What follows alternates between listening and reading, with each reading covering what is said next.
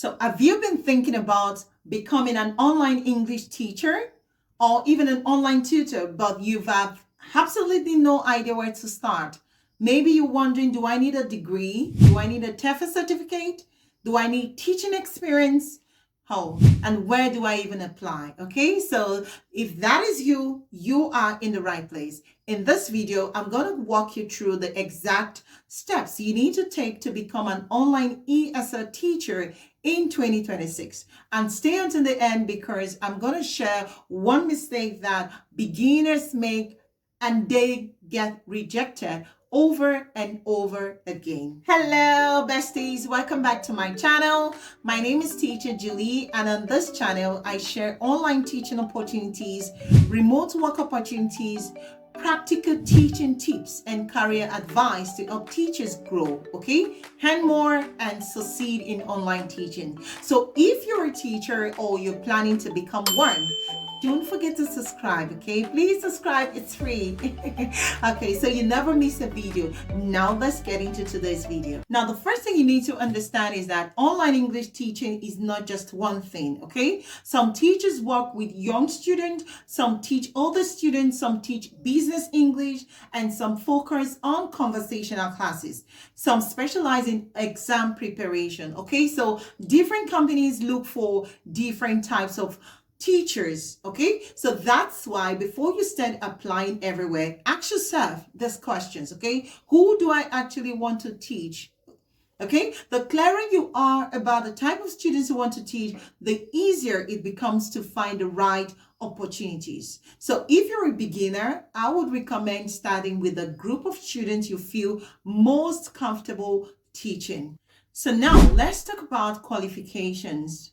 This is where many people get confused, okay? A lot of beginners think they must have every qualification before they can even apply. Now, the truth is that every company is different. Some companies require a degree, some require a TEFL or TESOL certificate. Some require your teaching experience and some focus more on your teaching skills and communication ability. So, do not automatically disqualify yourself before you ever even done your research, okay? So make a list of companies you're interested in and carefully read your requirements, okay? You may be surprised by how many opportunities are available for you, okay? Okay, so the next step is you need to ensure that you have the right equipment, okay? So now let's talk about something many beginners overlook, right? Your equipment, even if you have the qualifications, the right setup to teach online successfully. So at a minimum, you should have a reliable laptop or computer, a stable internet connection, a good headset or microphone, and a reliable power supply, okay? Remember, when you're teaching online, students need to be able to see and hear you clearly. So imagine you are in the middle of a lesson and your internet keeps disconnecting, your audio is breaking up, or your device keeps freezing, okay? So that can affect the learning experience. So, and may even affect your performance as a teacher because you usually get evaluations. So the good news is that you do not need the most expensive equipment to get started. Yes, that's the good news. You don't need it, okay? Start with what you have and upgrade as you grow, okay? The most important thing is having equipment that is reliable and allows you to teach comfortably and professionally. This step is extremely important. Speaking English is not the same as teaching English, okay? I'll say that again. Speaking English is not the same as teaching English.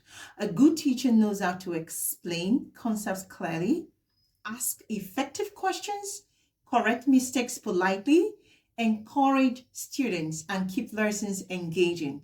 So this is especially important when teaching children. A child can know the answer and still is interested, okay? So if the lesson isn't engaging, so spend time learning teaching techniques, student engagement strategies, okay, and classroom management skills. So these skills will help you stand out during your interviews and your demo lessons. Okay, so once you've identified suitable opportunities, it's time to prepare your application.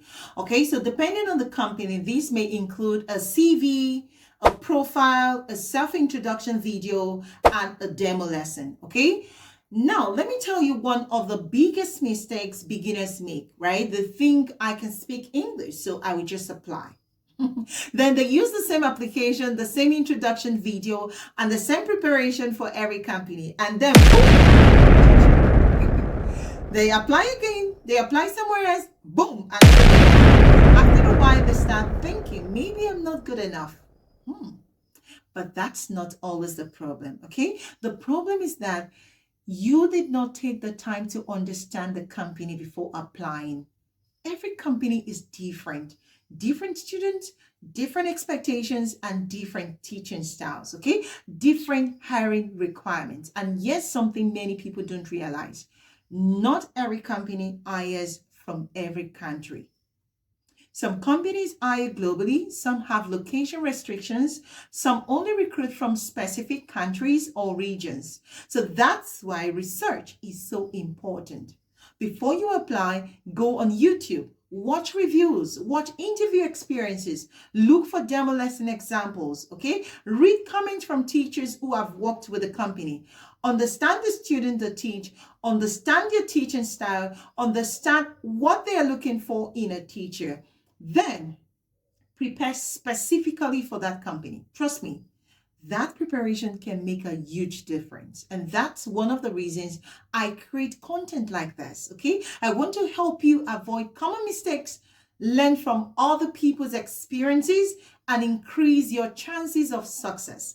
I genuinely want all of us to win and succeed in this online space, okay? All right, so always follow my videos, click on the notification bells, and let's get started. Okay, so now it's time to apply, right? You have your CV, you have your intro video, and you want to apply.